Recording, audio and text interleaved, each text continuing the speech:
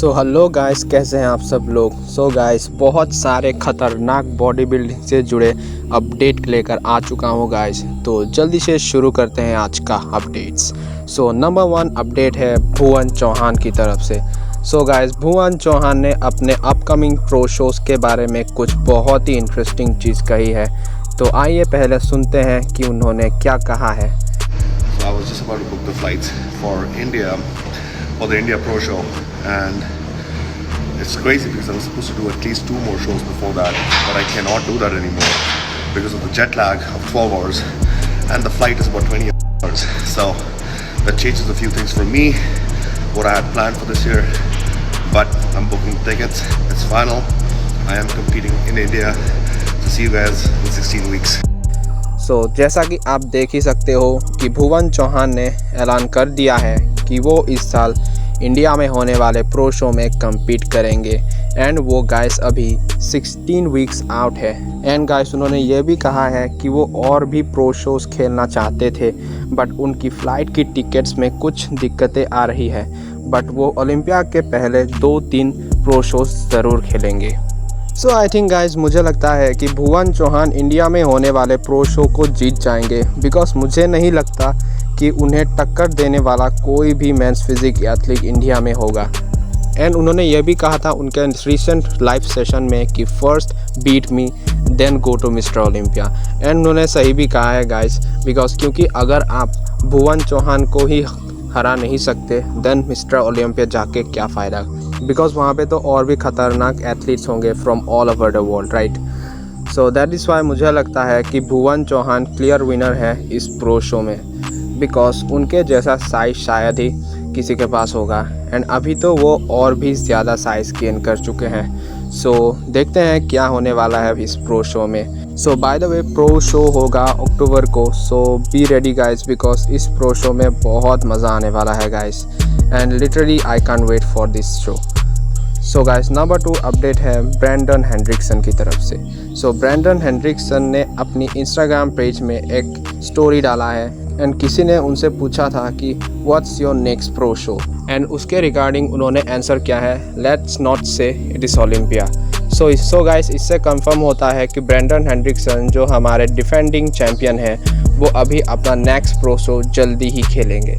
And I can wait to see him in his next pro show and in Olympia and winning his 4th title, because उसके बाद अगले साल Jeremy बुंडिया भी comeback करेंगे mister Olympia के अंदर, जैसा कि उन्होंने कहा है फॉर हिज 5th टाइटल।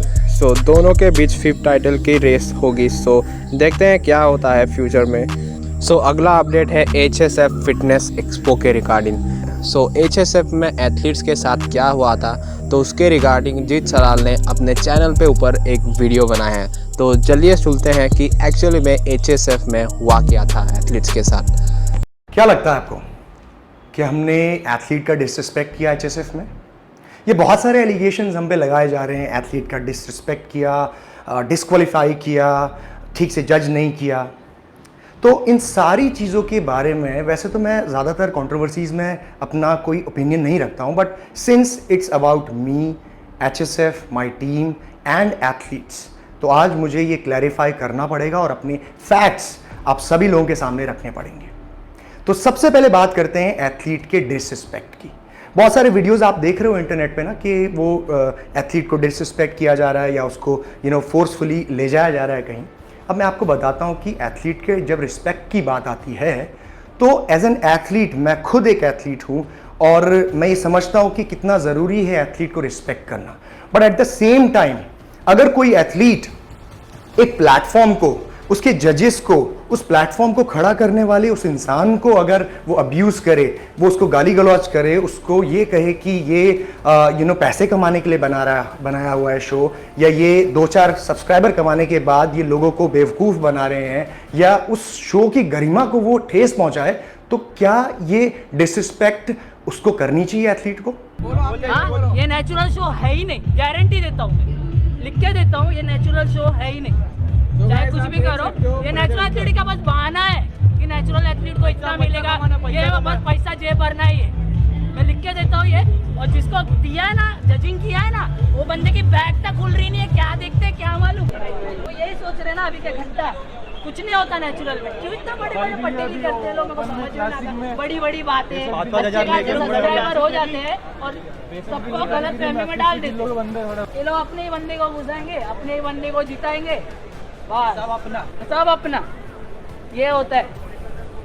आखिर में ना पैसा बोलता है, पैसा बोलता है। पैसा दिख गया ना तो भाई गई ना ईमानदारी भाड़ में, जेब भरो बस बात करो।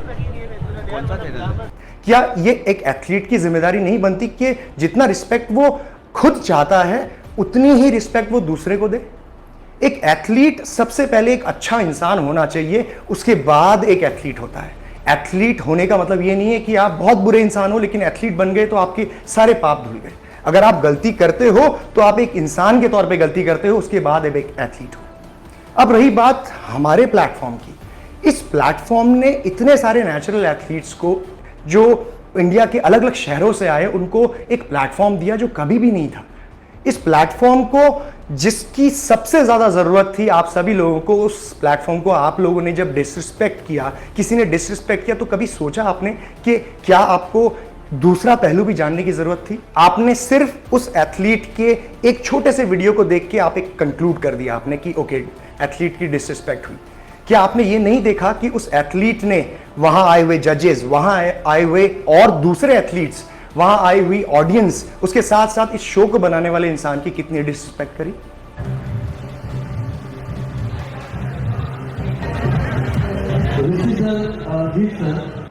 चलिए, अगर आप लोग ये आर्गुमेंट देते हैं कि उससे आपने बात क्यों नहीं कही, मैं personally on video on record है, मैं उस इंसान से मैंने बात करी जिस इंसान की प्रॉब्लम थी, एक्चुअल प्रॉब्लम जिस इंसान की थी, जिसको डिस्क्वालीफाई किया गया था, उसको पर्सनली मैंने 30 मिनट तक समझाया, अपने साथ ठंडे दिमाग से समझा के।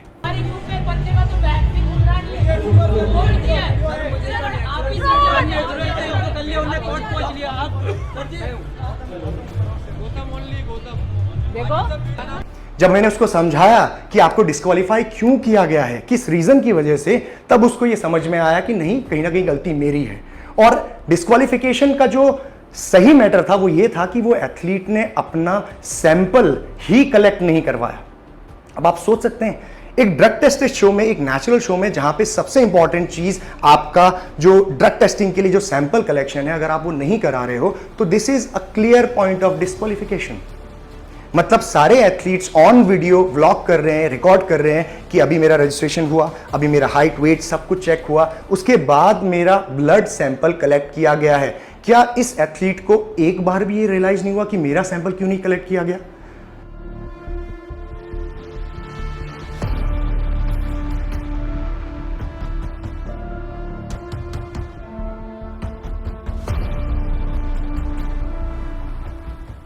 मतलब ये इस चीज को इससे ये समझा जा सकता है कि आप चीट करने के इरादे से आपने सैंपल नहीं दिया, लेकिन फिर भी बेनिफिट ऑफ डाउट देते हुए उस एथलीट को मैंने पर्सनली खुद से बुला के ऊपर ये बोला कि कोई बात नहीं, मैं समझ सकता हूं कि चलिए आप भूल गए होंगे, बार बार आपकी ईमेल में ये बताने के बावजूद, फोन पे आपको ये बताने के बावजूद कि 1 तारीख को आपका height weight registration sample collect होगा, ये बावजूद भी आप भूल गए होंगे।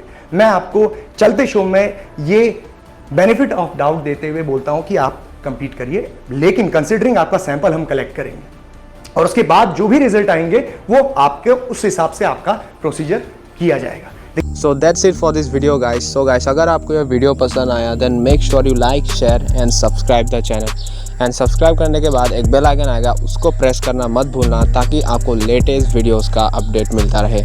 सो मैं इस चैनल में हर दिन बॉडी बिल्डिंग से जुड़े अपडेट लाता रहता हूँ guys. So subscribe the channel now, so ताकि आप कोई भी बॉडी बिल्डिंग से जुड़े अपडेट मिस ना करें। सो तब तक के लिए stay fit, stay healthy and peace out.